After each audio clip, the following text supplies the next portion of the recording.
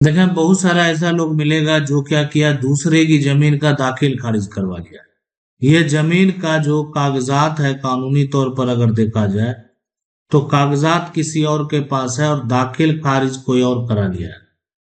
तो क्या होगा? जिसके पास कागजात होगा कानूनी तौर पर वही मालिक होगा, या जिसके नाम से अभी वर्तमान में देखा जाए कि ऑनलाइन दस्तावेज दिख रहा है वो जमीन का मालिक होगा? कौन मालिक होगा, कागजात वाला या जिसके पास वर्तमान में जो ऑनलाइन पोर्टल पर जिसके नाम से दाखिल खारिज हुआ है वो मालिक होगा?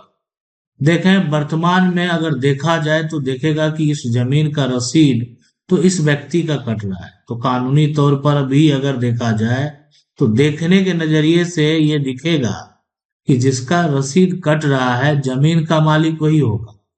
लेकिन सुप्रीम कोर्ट में ऐसा कुछ हुआ कि इस फैसले को अगर आप जानेंगे तो हैरान हो जाएंगे। मान लेते हैं इस जमीन का टुकड़ा जो है ये मुकेश नाम का कोई व्यक्ति है और मुकेश के नाम से जमीन का रसीद कट रहा है।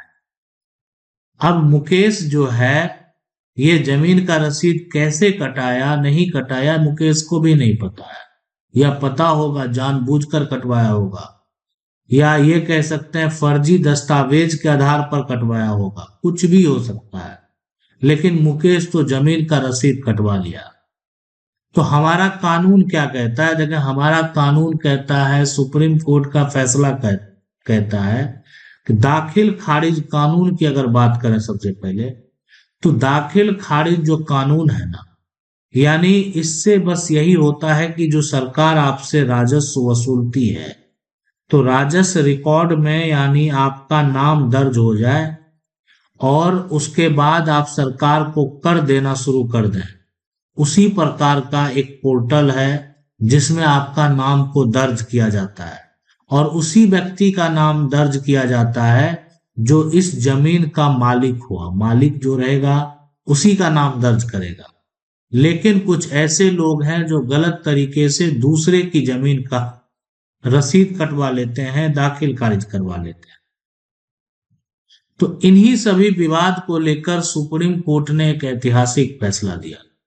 सुप्रीम कोर्ट ने अपने फैसले में कहा कि कोई भी व्यक्ति अगर जमीन का दाखिल खारिज करा ले तो दाखिल खारिज से संपत्ति पर मालिकाना हक नहीं मिलता है। यानी संपत्ति पर मालिकाना हक प्राप्त करने के लिए संपत्ति का कागजात होना बेहद जरूरी है। संपत्ति का मालिकाना हक प्राप्त करने के लिए आपके पास जमीन का केवाला होना चाहिए। संपत्ति पर मालिकाना हक प्राप्त करने के लिए आपके पास जमीन का खतियान होना चाहिए। संपत्ति पर मालिकाना हक प्राप्त करने के लिए आपके पास अगर बात करें गिफ्ट डीड होना चाहिए। संपत्ति पर मालिकाना हक प्राप्त करने के लिए आपके पास वसीयत होना चाहिए। ये सभी ऐसे दस्तावेज हैं जिससे ये साबित होता है कि कानूनी तौर पर प्रॉपर्टी का टाइटल किसके पास है। यानी इससे यही साबित होता है कि टाइटल कानूनी तौर पर किसके पास है। लेकिन मुकेश के हक को लेकर सुप्रीम कोर्ट ने क्या कहा? मुकेश के हक को लेकर यह कहा कि इसका कोई वैल्यू नहीं है। अगर आप गलत तरीके से, फर्जी तरीके से जमीन का रसीद कटा लिए हैं तो महज दाखिल खारिज से आपको मालिकाना हक नहीं मिलने वाला। मालिकाना हक उसी का होगा जिसके पास ऐसे दस्तावेज मौजूद होंगे, यानी जो केवाला हो, जो जमीन का खतियान हो, गिफ्ट डीड हो, वसीयत हो, या अन्य कोई ऐसा दस्तावेज जो कि रजिस्टर्ड डॉक्यूमेंट है जिससे आपकी टाइटल साबित कर सकते हैं। ये ऐसे कागजात हैं जैसे ही मामला कोर्ट में जाएगा ये दावा जो है आपका होगा कि मेरे पास ये दस्तावेज हैं इसलिए जमीन का दाखिल खारिज भी मेरा ही होना चाहिए, और मेरे जमीन का दाखिल खारिज कोई और करा लिया है और वर्तमान में उसके नाम से ऑनलाइन रसीद भी कट रहा है। जैसे ही मुकेश को नोटिस जाएगा, मुकेश से जवाब मांगा जाएगा, सबसे पहले यही जवाब मांगा जाएगा आपने दाखिल खारिज कैसे कराया। यानी इस जमीन का दाखिल खारिज मुकेश का तभी होता जब मुकेश के पास केवाला होता, मुकेश के पास खतियान होता, या मुकेश के पास कोई गिफ्ट डीड होता, या मुकेश के पास कोई वसीयत होता। ये भी हो सकता है रसीद कटाने के लिए कि मुकेश के पास कोई जमीन का पर्चा है जो खुद राज्य सरकार ने इनको दिया है, और ये वैसे लोगों को दिया जाता है जो गरीब है, एक तरह से उसके पास कोई सहारा नहीं है, उसके पास भूमि नहीं है, वो भूमिहीन है, यानी उसी को जमीन का पर्चा दिया जाता है गुजर बसर करने के लिए। लेकिन यहां पर अगर देखा जाए तो जमीन का जो पर्चा दिया गया, वो जिसके नाम से पर्चा कटा, अगर उसके नाम से जमीन का रसीद कट रहा है, दाखिल खारिज हो गया है, तो पर्चा के आधार पर भी दावा किया जा सकता है। लेकिन सिर्फ कोई जमीन का दाखिल खारिज करा ले और उसके पास कोई डॉक्यूमेंट नहीं है, तो फिर मालिकाना हक नहीं मिलता।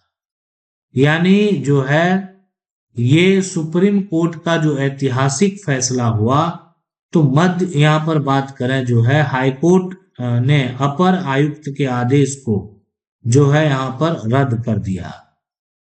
यानी सुप्रीम कोर्ट का स्पष्ट तरीके से कहना था कि एक बार यहां पर जो है महज राजस्व रिकॉर्ड में दाखिल खारिज जो है से संपत्ति पर किसी व्यक्ति को मालिकाना हक जो है नहीं हो जाता है।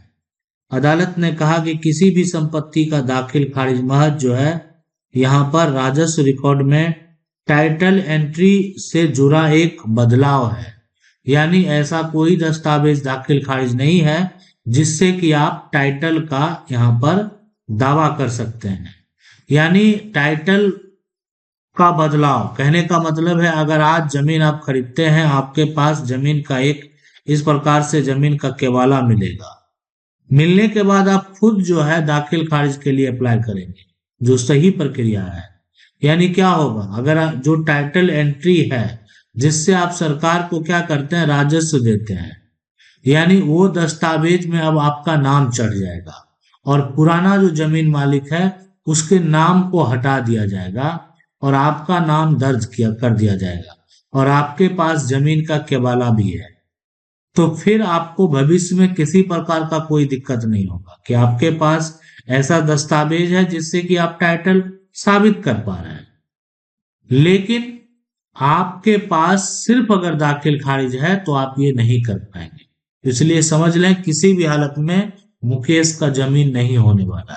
मुकेश कुछ भी कर ले, कितना भी प्रयास कर ले, मुकेश कितना भी अपना ताकत जो है वो दिखा ले, लेकिन जमीन का रसीद कटाकर वो जमीन का मालिक नहीं बन सकता है।